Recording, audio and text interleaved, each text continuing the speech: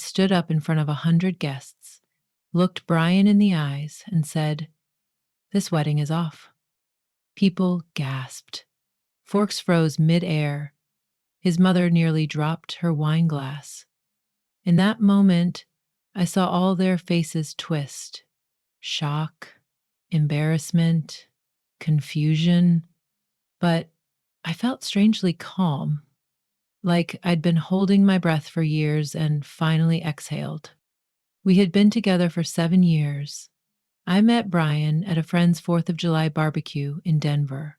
He was charming, funny, the kind of guy who could talk to anyone.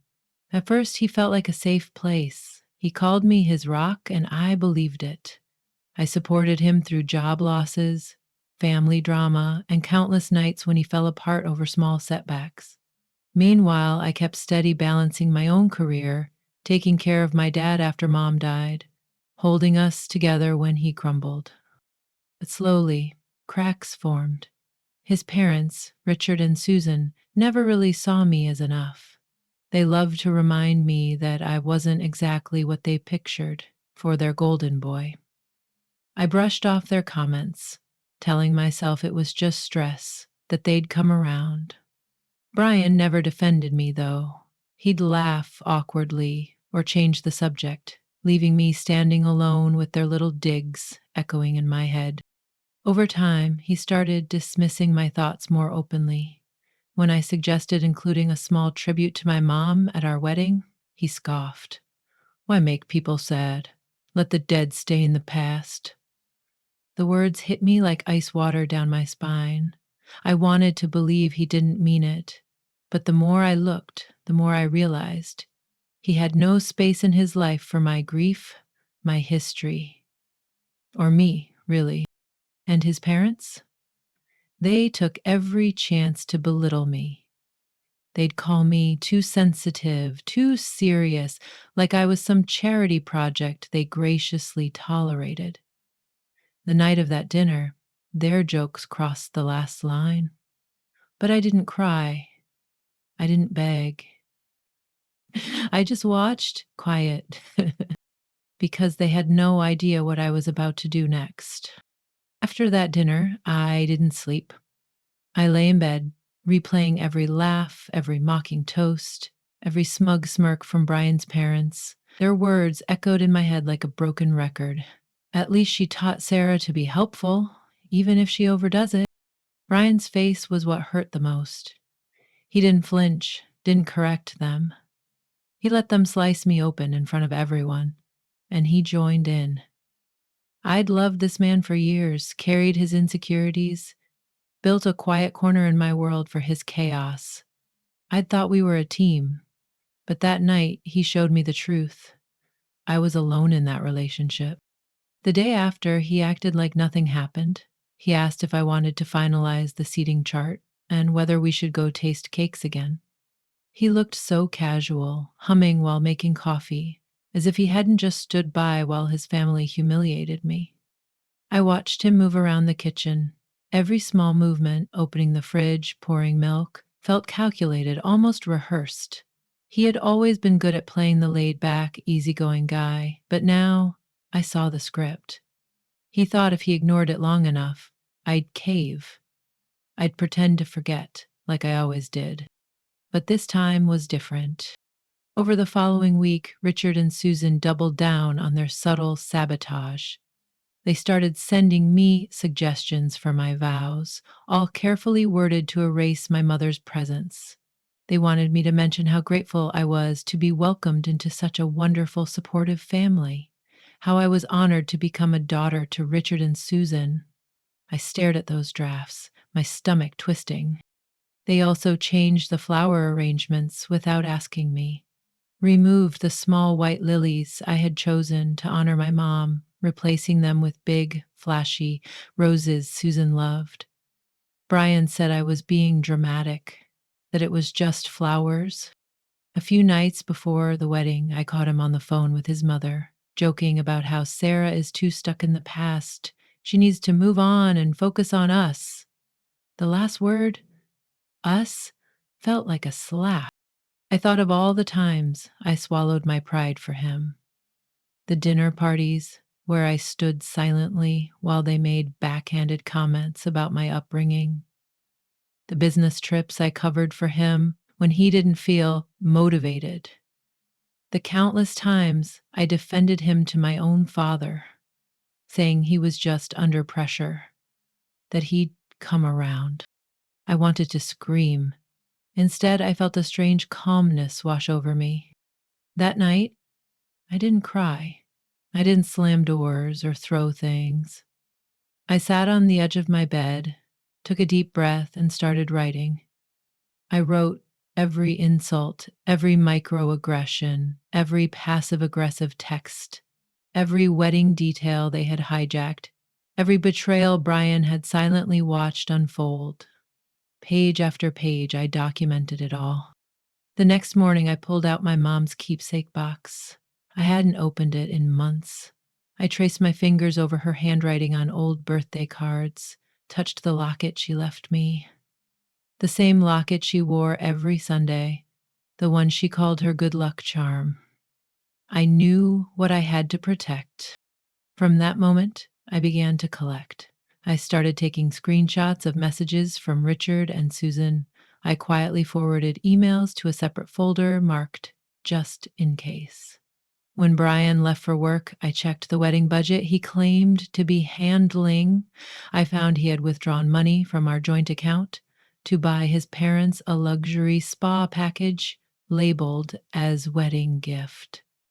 I copied every receipt, printed every statement. I didn't tell anyone, not even my dad. I needed them all to think I was still the quiet, obedient Sarah, the girl they could push around, overrate, erase. I started rehearsing my speech in the mirror. At first, it was shaky. My voice would crack, my hands tremble, but day by day, it grew steady, cold, precise. When Brian came home late, reeking of whiskey and his mother's perfume, yes, Susan wore a signature rose scent, I greeted him with a smile. I asked him if he needed dinner, if he wanted to relax. I even let him kiss me on the forehead, pretending not to flinch. He believed every second of it. A few days before the wedding, he suggested we finalize the guest list together. I nodded, pretending to listen while he rambled about seating charts. Inside, I felt my resolve solidify. When he bragged about how gracious his parents were for hosting the rehearsal dinner, I nodded. When he mocked the small number of guests from my side, I laughed politely. But inside, I cataloged every word. I let him believe he won. I let them all believe I was broken, compliant, tamed. I bought a small notebook, one I kept hidden in my work bag. Each day I added new details. Who said what? Which account money disappeared from? Which flowers were replaced? I wasn't documenting for pity or revenge out of rage. I was building a record of the truth, my own insurance policy against their story. The day before the rehearsal dinner, I visited my mom's grave. I sat there in silence, running my fingers over her name carved into stone. I told her everything about the jokes, the betrayals, the small humiliations, about how tired I was of shrinking myself for other people's comfort. I promised her I wouldn't let them rewrite her story or mine. When I got home that night, I pulled out my locket and held it in my palm until my knuckles turned white. That was the last night I looked at Brian as my future. From that moment on, he was just an obstacle. I agreed to every change they suggested. I signed off on the new flowers, pretended to appreciate their edits to my vows. I thanked Susan for her guidance. I let Richard pat me on the shoulder like a pet. I knew what I was doing. I didn't cry, I didn't plead, I didn't reveal my cards. Because while they smirked, convinced they had me exactly where they wanted, I was already laying down the final moves of my plan. When Brian fell asleep next to me, snoring without a care in the world, I stared at the ceiling, my breathing slow, my mind sharp. He thought he broke me. What he didn't know was I was just getting started. On the morning of the rehearsal dinner, I moved through the day like a ghost.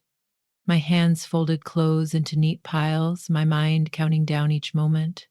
I double checked my files, reviewed the folder labeled receipts, and slipped it into my purse along with my mom's locket. Brian thought he'd won. He thought he'd broken me down so thoroughly that I'd stand beside him, smile for the cameras, and pretend we were the perfect couple. His parents believed they had shaped me into the daughter in law they always wanted: compliant, quiet, invisible. They couldn't have been more wrong. When I arrived at the restaurant that evening, I moved with steady steps. My dress flowed easily, my hair pinned perfectly, every detail exactly how Susan had dictated. I gave them no reason to suspect the storm brewing under my calm exterior. Guests began to gather. Brian worked the room, greeting relatives and friends with his rehearsed charm. Susan and Richard hovered nearby, offering fake hugs and shallow compliments. My family sat quietly at a side table, discomfort etched across their faces. I caught my father's worried eyes and gave him a small nod. He didn't know what I had planned, but he trusted me enough to let me finish it my way. Dinner moved slowly, each course like a ticking clock. Finally, the speeches began. Richard took the mic first, praising Brian as though he were a prize show dog. He called me lucky, emphasized how grateful I must be to join such an accomplished family. The guests laughed politely, unaware they were witnessing the final act. When Susan stepped up, she doubled down. She joked about how I needed guidance, how I lacked refinement, but they were happy to teach me. She smirked as she mentioned my mother again, calling her well intentioned but pushy. I waited, I listened, I let every syllable carve deeper into my spine until it no longer hurt, until it became fuel. When Susan handed the mic to Brian, he turned to me with that smug half smile. He started to thank me for accepting the family's guidance, implying I owed them for fixing me. That was my signal. I stood up, slowly, calmly, my chair scraping lightly against the polished floor. A hush fell. Brian paused, mid-sentence, confused. I reached into my purse and pulled out the folder. I walked forward, step by step, feeling each breath steady in my chest. I took the mic from Brian's hand without looking at him. The entire room was frozen. My father leaned forward, my brother's eyes wide, my aunts clutching each other's hands. I cleared my throat, my voice low but sharp. I want to thank you all for coming tonight. You've traveled far to celebrate what was supposed to be a union of two families. But tonight, you deserve to know the truth. I opened the folder and began pulling out printed emails, screenshots, and bank statements. I read excerpts aloud, carefully, each word slicing through the air. I read Susan's message mocking my mom's death. I read Richard's suggestion to siphon money from our joint account to fund their spa trip. I revealed how they changed my vows without my consent, removed every mention of my mother, and ridiculed my grief behind closed doors. Brian lunged for the papers, but I stepped back, holding them high. He hissed my name under his breath, his face turning a shade of red I had never seen. I turned to him and said, "Clearly sit down." He obeyed. I continued, describing in detail how Brian stole money under the pretense of wedding expenses, how he manipulated my family's trust, how he mocked my pain while hiding behind his parents. Susan stood, trembling, trying to interrupt. I held up a hand. "Don't, you had your turn." Richard looked as though he might faint. He glanced around the room, hoping someone would jump in, but no one did. I turned to the guests. "This wedding is off. There will be no ceremony tomorrow. There will be no merging of families. There is only the end." I paused, letting the silence hang like a blade above their heads. I have already contacted my bank. Our joint account is closed. The remaining funds have been secured under my name. All wedding deposits have been canceled. There is nothing left to take. Brian's face crumpled. He tried to stand, but his legs buckled and he dropped into his chair, head in his hands. Susan's mouth hung open, speechless. Richard sank back into his seat, defeated. I stepped forward, closer to Brian. You thought I was weak, that I would cling to you, desperate for your approval. You underestimated me. You always have. Then I looked around the room at all the people who had watched me shrink for years.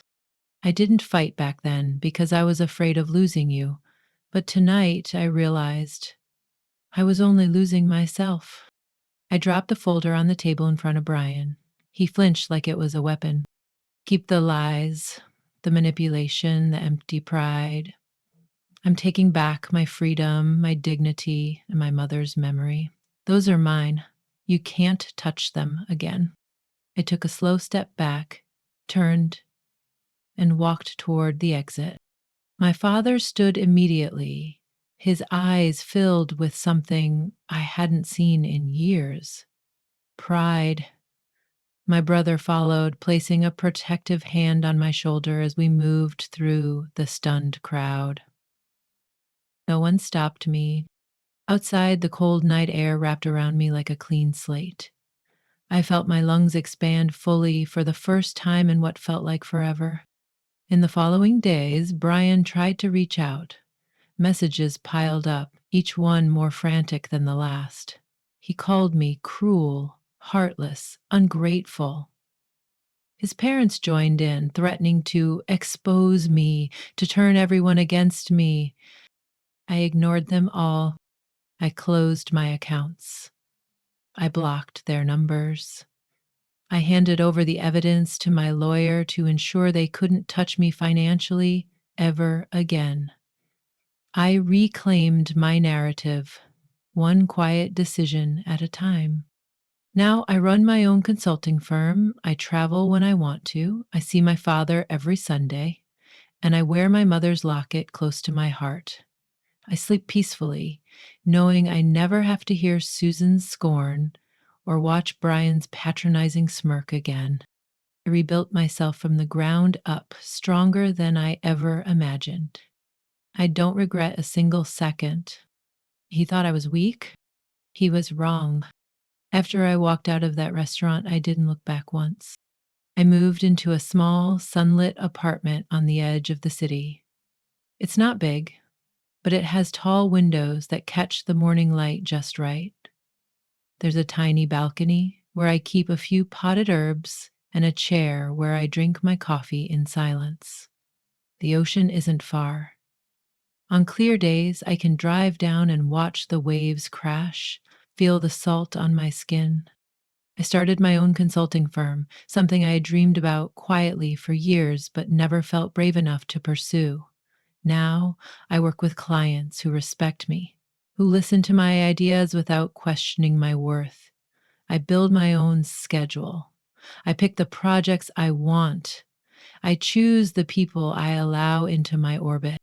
I visit my father every Sunday.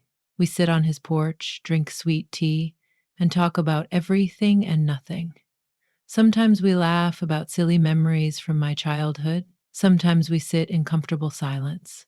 He never asks about Brian. He doesn't have to. He can see it in my eyes. The weight that used to hang over me is gone. I wear my mother's locket every day now. It rests against my collarbone, a steady reminder of the woman who taught me what it means to be truly strong. Some mornings I catch myself touching it while I'm working or walking. It feels like she's still here, guiding me forward. I sleep through the night again. Deep, restful sleep. No late night anxiety spirals. No replaying someone else's insults on a loop. I wake up feeling calm, with no dread curling in my stomach. In small ways, I started rediscovering who I was before all of this. I began painting again, something I had given up because Brian said it was a waste of time. I go hiking alone in the mountains on weekends, breathing in the sharp air, feeling the earth beneath my feet. I started cooking elaborate meals just for myself, lighting candles at the table, even if it's just me. I didn't just escape him, I reclaimed all the parts of me I had slowly handed over without noticing. The pieces I thought were too difficult, too soft, too emotional. Now I know they were never flaws, they were my power. I look back on that night sometimes, the faces frozen mid bite, the way Brian sank into his chair when he realized he had no power left. I don't feel rage anymore, not even satisfaction, just clarity. He showed me exactly who he was, and I finally listened. The most dangerous part of losing yourself isn't the moment someone insults you. It's the slow erosion that happens when you choose silence to keep the peace. When you shrink your laughter so others feel taller. When you drop your dreams so they can shine. I learned that kindness is not the same as surrender. You can be gentle and still unbreakable. You can be forgiving and still draw a line in the sand that no one is allowed to cross. If there's one lesson I carry from all of this, it's this: never mistake someone's quiet for weakness. I used to think that love meant compromise at all costs, that bending was proof of devotion. But I know now, real love doesn't ask you to bury your mother's memory to make someone else comfortable. Real love doesn't force you to mold yourself into someone smaller, quieter, easier to control. To anyone reading this or listening to my story, if you've ever felt small, like your voice didn't matter, like your grief was too heavy for someone else to carry, please remember, your voice is enough. Your feelings are valid. You don't need permission to honor the people you've lost or the person you still are underneath it all. No one can take that from you unless you hand it over. I didn't win because I hurt him back. I didn't win because I embarrassed him or his family. I won because I chose myself. I chose my peace over their approval, my memories over their comfort, my future over their games. Today, when I think of Brian, I don't feel hatred. I don't feel anything at all. That emptiness is the most freeing thing I have ever felt. I have my work, my art, my father, my quiet mornings, my loud laughter, my locket. I have the life I built from the ashes they left me in. And today, I smiled, not because he lost, but because I finally found myself.